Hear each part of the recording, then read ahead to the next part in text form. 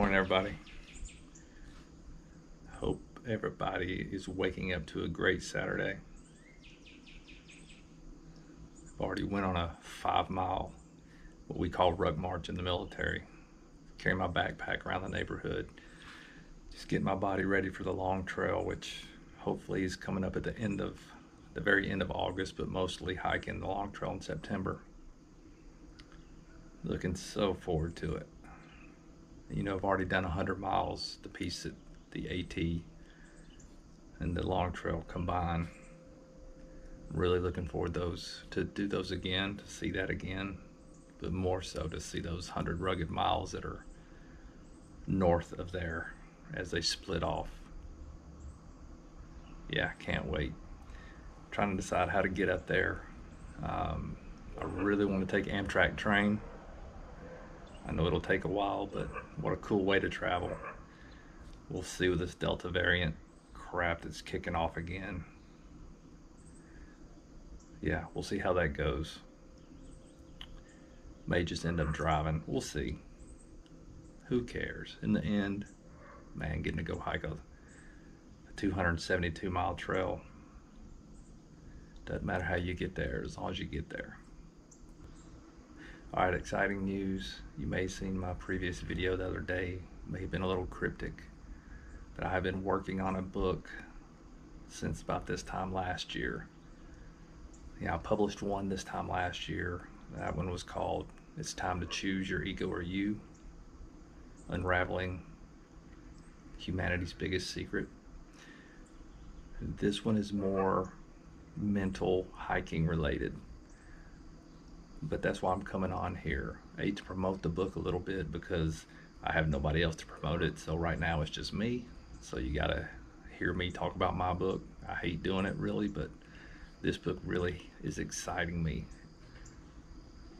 This book has been fun to write because I know it's going to have an impact on the community. If you just pick this book up and read it, no matter if you're a long distance hiker, no matter if you're a kid going to college for 4 years, no matter if you're starting a new job, no matter if you have a project at work that's going to take a long time to complete, basically no matter if you're just a human being and living a life that you want to find fulfillment and happiness, this book can absolutely help you.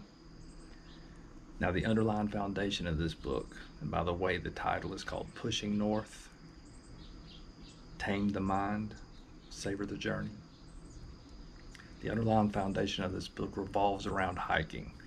It just didn't make sense to try to throw in all these different foundations in there and jump around. So I just wanted to use my long distance hiking experience to kind of deliver the message, but you can translate the theories and the thoughts and the concepts in this book to any part of your life, and I promise you it will help. That's what's so exciting. It was so fun to write. You know, if you've never written a book, and that's most of us, it's a long duration event in itself. It's basically a through hike in itself. It is challenging, but I've become addicted to it. And really, you don't make any money writing, by the way. Like anybody that wants to get into being an author to make money, you're fooling yourself, because there is no money in it. In fact, you'll probably lose a little bit of money. But that doesn't matter to me. What matters to me is getting content out there, giving tips and techniques to people who can maybe latch on to one, overcome an obstacle on their trail, whatever that trail represents in your life, and getting to achieve a goal that you set for yourself. That's all I care about. So if we can achieve that with this book, if I can just get some feedback from one person saying that was amazing, I used that tip, that worked, and I made it to the end of whatever journey I'm on, this whole year was worth it. So today is July 31st.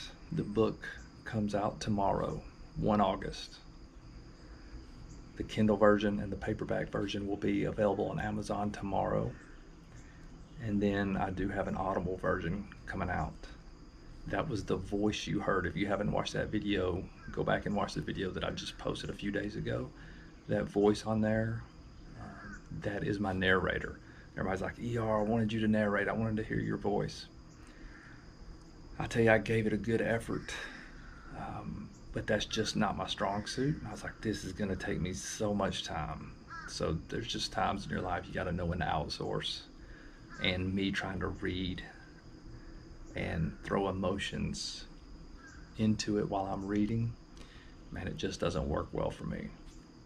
I'm more of a push the record button and just start spitting out stuff, not reading and trying to display emotion. But I'm so thankful that I got a narrator, and it's like our two paths combined, because this guy is amazing. Shout out to Tim Tidball. He's the voice you're gonna hear. And I told him in an email the other day, and I've said it in a couple other places, for the first time after writing 2 books, when I try to read it out loud, I can't make the voices in my head when I'm writing. So when you're writing, well, I can't speak for everybody, but what I can tell you is when I'm writing, when I'm typing on the keyboard, those words in my head have a voice. And as the words are going down on paper, there's a voice in my head, and it's so clear. The problem is when I read my words, I can't make that voice materialize. I just can't. It's a weird phenomenon. But when Tim Tidball sent me his they gotta, when you're doing an audible and you're choosing a narrator, an audible book, audiobook, and you're choosing a narrator, they gotta send you little clips, and you gotta approve it. And when I heard Tim read my words for the first time in 2 years, the voice that's in my head, I finally got to hear it. And I had to pull my truck over. I pulled my truck over to the side of the road, and I sat there and listened to the little excerpt that he narrated. And I was blown away. And he's, I think, he's done, I think, about 8 or 9 chapters now, to include the preface and the introduction. And he is rocking it. If you are an audiobook lover, you're going to love his narration of this book. He is amazing. So again, shout out to you, Tim. I appreciate it, buddy.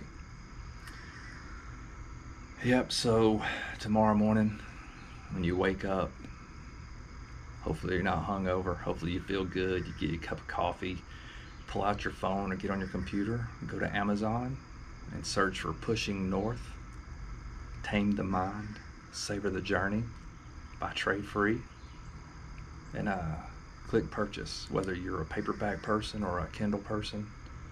I promise you will not be sorry that you read this book. Just as a human being, you can get something out of this book. And I'd offer you read it first, but once you do, I think you're going to start possibly gifting this book to people around you. This is just one of those books that every human can get something out of. Every human, we're all facing these challenges. We all need help in our lives. We all need little strategies to overcome the things that are becoming obstacles for us. We all need to learn to become a little bit more aware of what's going on in our mind. And that's really the whole concept of this book. The first few chapters, I'm going to give you the awareness to figure out what is going on inside of our mind. We're going to translate that into a metaphor, an easy to use metaphor that I use the rest of the book. So instead of using all these mind terms, instead of saying top-down processing, bottom-up processing, or left brain and right brain, which I really don't use, but you could, we translate it into a metaphor of the rider and the elephant. And I know that sounds weird now, but it will make sense to you when you read the book. And by using that metaphor, it's going to make everything so basic and so easy to identify inside your head. All right, I'll go ahead and end it for now. I hope everybody has a great weekend. I hope you can go out and get a copy of this book, and I hope it can make a difference in your life. All right, y'all, we'll catch up with y'all later. ER out. Deuces.